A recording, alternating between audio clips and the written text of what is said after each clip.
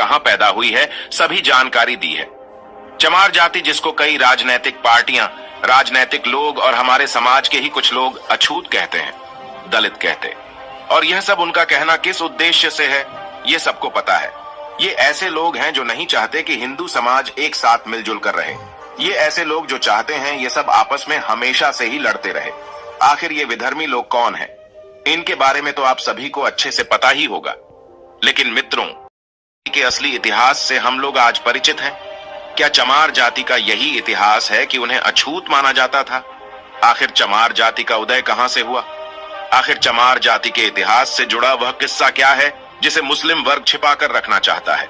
इस्लामी शासन से जुड़ा और चमार जाति से संबंधित कौन सा है वह इतिहास जिससे आज भी हमारे समाज का एक बड़ा हिस्सा अपरिचित है? आज हम जानेंगे कि आखिर चमार जाति का उदय कहां से हुआ। आखिर चमार क्या है? क्या चमार जाति के असली इतिहास से हम लोग परिचित हैं? आखिर चमार जाति का समाज में वह योगदान क्या है जिसके कारण आज हमें बड़े गौरव से इन लोगों का सम्मान करना चाहिए? लेकिन असली इतिहास से हम परिचित ही नहीं। शायद इसमें हमारी गलती नहीं है। हमारे देश का एजुकेशन सिस्टम ही ऐसा है कि हमें जो चीजें जाननी होती हैं वह चीजें पता ही नहीं चलती, और सोशल मीडिया पर भी ऐसे लोग कम ही हैं जो इन मुद्दों पर अपनी बात रख सके, क्योंकि जाति या आपस में टकरा रहे यही तो विधर्मियों का उद्देश्य है। और ये लोग नहीं चाहते कि असली इतिहास आपके सामने आए। तो दोस्तों, आज मैं आपको बताने वाला हूं कि आखिर चमार जाति का असली इतिहास क्या है। इसके प्रमाण भी आज मैं आप सभी के समक्ष रखूंगा।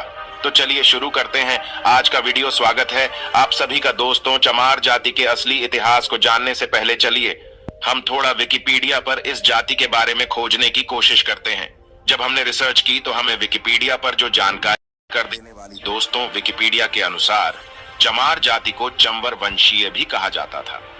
ये एक समय के क्षत्रिय पहचान से जाने जाते थे, लेकिन मुगलों ने जोर जबरदस्ती से इन्हें चमरवंशी या सूर्यवंशी क्षत्रियों को चमार नाम का दर्जा दे दिया।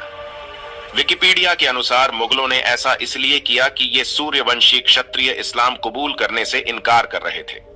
उन्होंने कहा कि हम पशुओं की चमड़ी से जूता चप्पल बना सकते हैं, लेकिन फिर आगे बताया जाता है किचन वंश की क्षत्रियों ने चमड़े का काम छोड़कर खेती करना शुरू कर दिया, और आज इनको अहिरवार भी कहा जाता है और जाटो नाम से भी संबोधित किया जाता।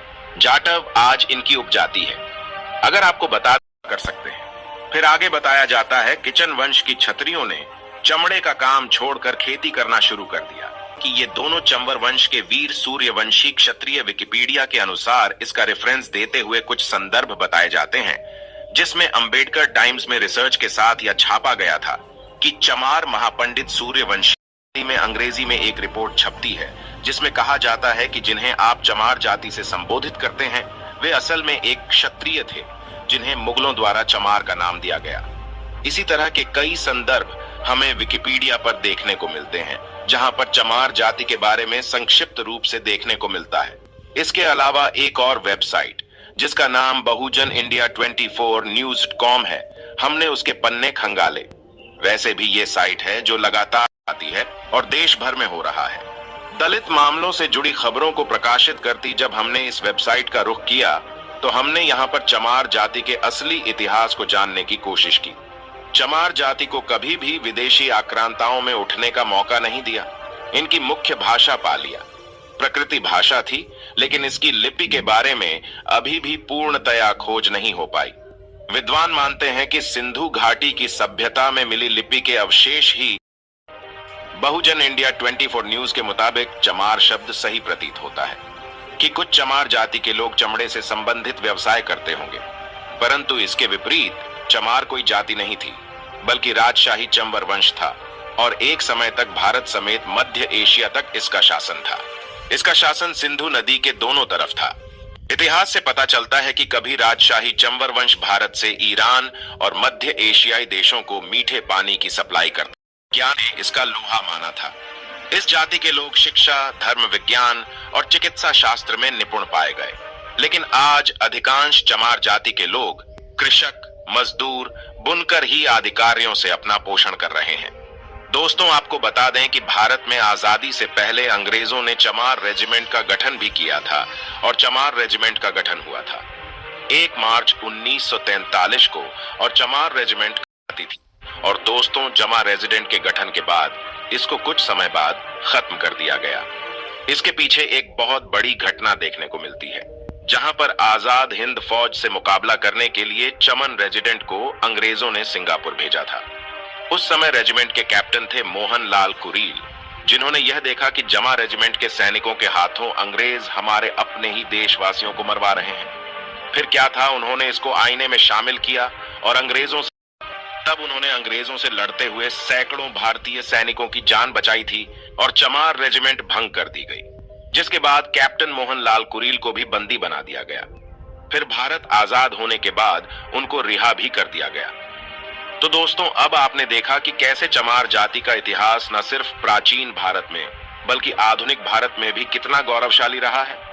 अब आते हैं चमार जाति के उस इतिहास पर जो कि सीधे तौर पर इस्लामी शासन को संदर्भित यह आज लोगों के सामने आए, इसलिए शायद इसकी कभी चर्चा ही नहीं की जाती।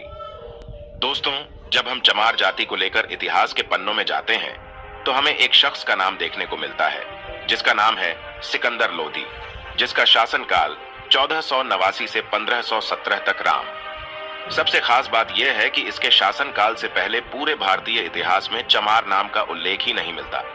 आज हम जिन्हें चमार, जिनके साथ छुआछूत का व्यवहार करते हैं, दरअसल वह वीर चंवर वंश के क्षत्रिय, जिसका प्रमाण मैं पहले ही दे चुका हूं, और सिकंदर लोदी ने चमार घोषित करके अपमानित करने की चेष्टा की। और यह बात मैं नहीं कह रहा, यह भारत के सबसे विश्वसनीय इतिहास लेखकों में से कर्नल टॉड कह रहे हैं। जी हाँ, कर्नल टॉड ने अपनी पुस्तक द हिस्ट्री ऑफ राजस्थान में चंवर वंश के बारे में विस्तार से लिखा। इसके अलावा प्रख्यात लेखक डॉक्टर विजय सोनकर शास्त्री ने भी इसके बाद इन्होंने एक पुस्तक में इस शोध को प्रकाशित किया, जिसका नाम था हिंदू चर्म। हमारी जाति एक स्वर्णिम गौरवशाली राजवंशी इतिहास। दोस्तों, अध्ययन के बाद पता चलता है कि इस चंवर वंश का उल्लेख महाभारत के अनुशासन पर्व में भी मिलता है। डॉक्टर शास्त्री के अनुसार प्राचीन काल में ना तो कोई चमार शब्द था और ना ही कोई जाति थी। इसके अलावा एक बेहद फेमस मुस्लिम लेखिका है जिनका नाम है डॉक्टर हमीदा खातून। वो अपनी पुस्तक अर्बनाकालीन इस्लामी शासन से पहले भारत में चर्म व सफाई कर्मी के लिए किसी विशेष जाति का एक भी उल्लेख नहीं किया जाता। हिंदू चमड़े को निश्चित मानते थे ही ये समझते थे, लेकिन भारत में मुस्लिम शासकों के आने के बाद इसके उत्पादन के भारी प्रयास किए गए। अगर आप सोचिए कि जब चमार जाति को हिंदू ही कहा जाता था और प्रत्येक हिंदू, फिर चाहे वह किसी भी जाति का क्यों ना हो, उस चमड़े से आज भी घृणा करता, और हमारे तमाम दलित भाई ऐसे हैं जो पूजा पाठ भी करते हैं, पूजा पाठ करते थे, जो हिंदू धर्म में आस्था रखते थे, आखिर वो चमड़े का काम कैसे कर सकते हैं? भारत में मुस्लिम शासकों के आने से पहले भारत में किसी भी प्रकार के चमड़े का काम नहीं किया जाता था, लेकिन जैसे ही मुस्लिम साथ साथ आते हैं तब इसके उत्पादन के भारी प्रयास शुरू कर दिए जाते हैं और यह काम दे दिया जाता है चमारों को। लेकिन कैसे? चलिए ये भी जानते हैं दोस्तों। आक्रमणकारियों के काल में चमन राजवंश का शासन भारत के पश्चिमी भाग में था और इसके प्रतापी वंश के राज परिवार का वैवाहिक संबंध था। बप्पारावल वंश के साथ राणा सांगा व उनकी पत्नी जाली रानी ने जमरवान से संबंध रखने वाले संत रविदास जी को अपना गुरु बनाया था और उनको मेवाड़ के राजा गुरु की उपाधि दी थी और उनसे चित्तौड़ के किले में रहने की भी प्रार्थना की थी। तमाम ऐतिहासिक दस्तावेजों में इसका जिक्र मिलता, जिसमें संत रविदास के चित्तौड़ किले में कई महीने रहने का उल्लेख मिलता है और वहां पर उनके महान व्यक्तित्व एवं उपदेश लोगों ने अपना गुरु माना शुरू कर दिया और तमाम लोग उनके अनुयायी हो गए। और इसी का परिणाम है कि आज भी विशेषकर पश्चिम भारत में जहां संत रविदास जी थे, बड़ी संख्या में आज भी रविदासी पाए जाते हैं। आज भी राजस्थान में अगर आप चमार जाति के व्यवहार को देखते हैं तो वह बिल्कुल राजपूत तो जैसा ही है। औरतें लंबा घूंघट रखती हैं, आदमी ज्यादातर बूछे रखते हैं, पगड़ी रखते हैं। संत रविदास की इतनी प्रसिद्धि बढ़ने लगी कि इस्लामिक सिकंदर लोदी ने मुल्ला साधना फकीर को संत रविदास को मुसलमान बनाने के लिए फेक अंदर लोदी जानता था कि यदि रविदास इस्लाम स्वीकार कर लेते हैं तो भारत में बहुत बड़ी संख्या में इस्लाम मतावलंबी हो जाएंगे। लेकिन उसकी सोच धरी की धरी रह गई। स्वयं मुल्ला सतना फकीर व संत रविदास को मुसलमान बनाने के लिए गया था। वह खुद सस्ता रथ में पराजित हो गया और कोई उत्तर नहीं दे पाया और संत रविदास से उनकी भक्ति से प्रभावित होकर अपना नाम उसने रामदास रख लिया और स्वयं हिंदू बन गया। अब दोनों संत मिलकर हिंदू धर्म के प्रचार में लग गए जिसके फलस्वरूप सिकंदर लोदी आग बबूला हो गया। और इनके अनुयायियों को उसने चमार और चांडाल घोषित कर दिया और उनको बंदी बनाकर उनसे कारावास में खाल और चमड़ा पीटने, जूती बनाने इत्यादि निम्न काम करवाए। सिकंदर लोधी की यह शर्त थी, या तो इस्लाम स्वीकार कर लो या फिर ऐसे काम करो। लेकिन उन्होंने कहा कि वेद, धर्म सबसे बड़ा, अनुपम सच्चा ज्ञान, फिर मैं क्यों छोड़ूं इसे, पढ़ लूं झुंड कुरान, वेद धर्म छोड़ू नहीं, कोशिश करो। 1000 तिल काटो चाहिए। गो अंग कटा संत रविदास पर हो रहे अत्याचार। वंश के क्षत्रियों ने दिल्ली को घेर लिया। इससे भयभीत होकर सिकंदर लोदी ने संत रविदास को छोड़ दिया।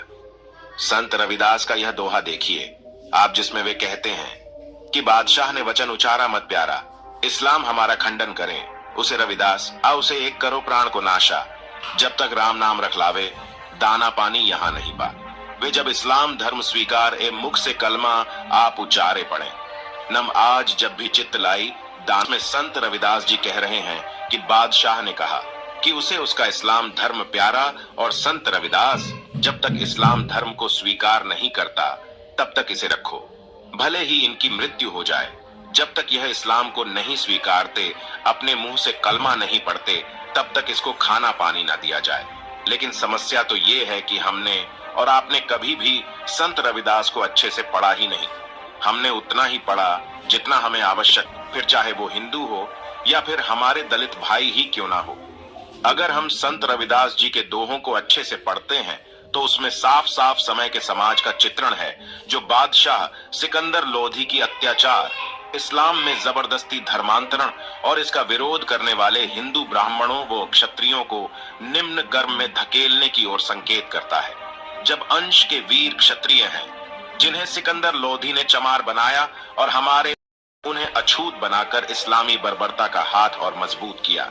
हमारा भी दोस्त इसमें बराबर का है। लेकिन देखिए, इस समाज ने पद दलित और सम्मानित होना तो स्वीकार किया, लेकिन विधर्मी होना स्वीकार नहीं किया। और आज भी यह समाज हिंदू धर्म का आधार बनकर खड़ा हुआ नमन है। ऐसी जाति को तो दोस्तों क्या सोचना है आपका? चमार जाति के इतिहास के बारे में कमेंट करके जरूर बताएं। दोस्तों, आज की वीडियो में बस इतना ही। इस चैनल पर